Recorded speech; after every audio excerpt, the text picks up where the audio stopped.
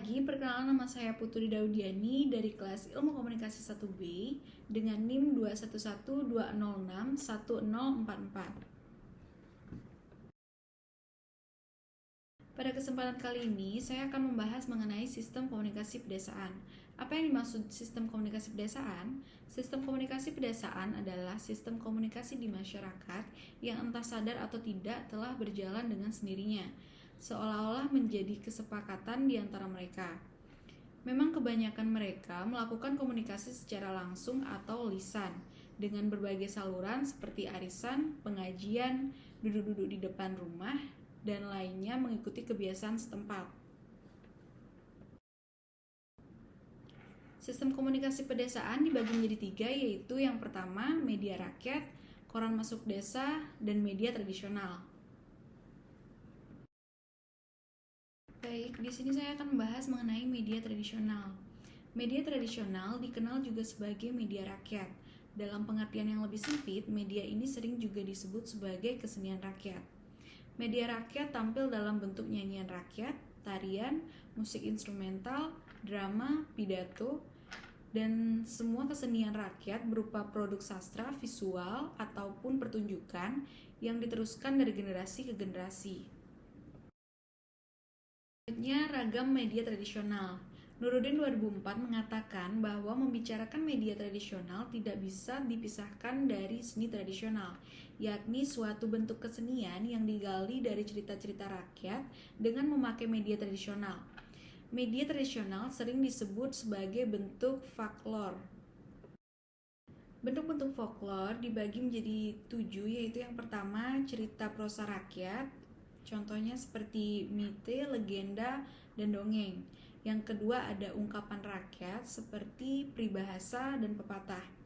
Yang ketiga ada nyanyian rakyat. Yang keempat ada teater rakyat. Yang kelima ada gerak isyarat seperti memicingkan mata, tanda cinta. Yang keenam ada alat pengingat, contohnya seperti mengirim siri berarti meminang. Yang ketujuh ada alat-alat bunyi-bunyian, contohnya seperti kentongan, gong, beduk, dan yang lain. Selanjutnya ada fungsi media tradisional, yaitu yang pertama sebagai sistem proyeksi.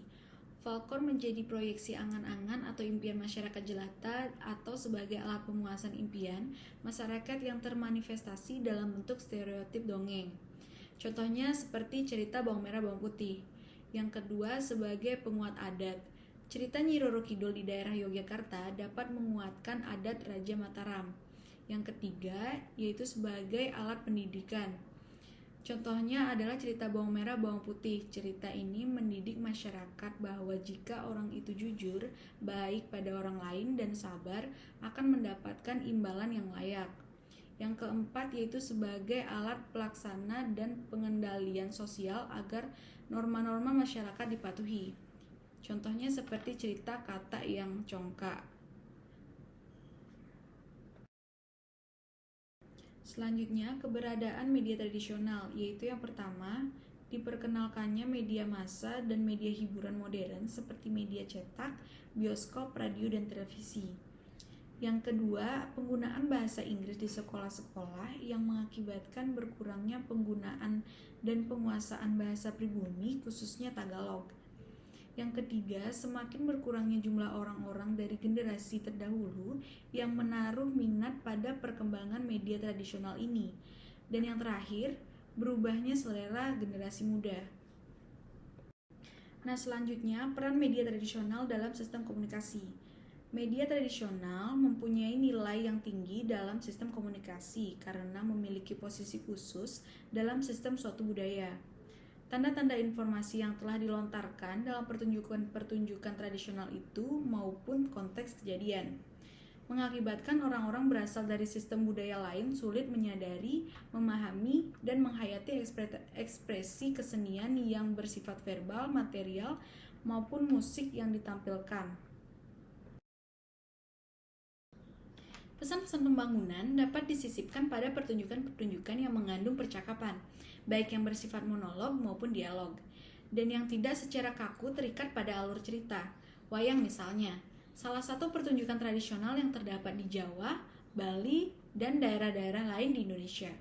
yang dapat dimanfaatkan sebagai media penerangan, pembangunan, pertunjukan biasanya menampilkan episode-episode cerita kepahlawanan Hindu seperti Ramayana dan Mahabharata. Baik, sekian presentasi saya mengenai sistem komunikasi di pedesaan. Jika ada kesalahan kata, saya mohon maaf yang sebesar-besarnya dan saya tutup dengan Paramasanti. Om Santi Santi Santi Om.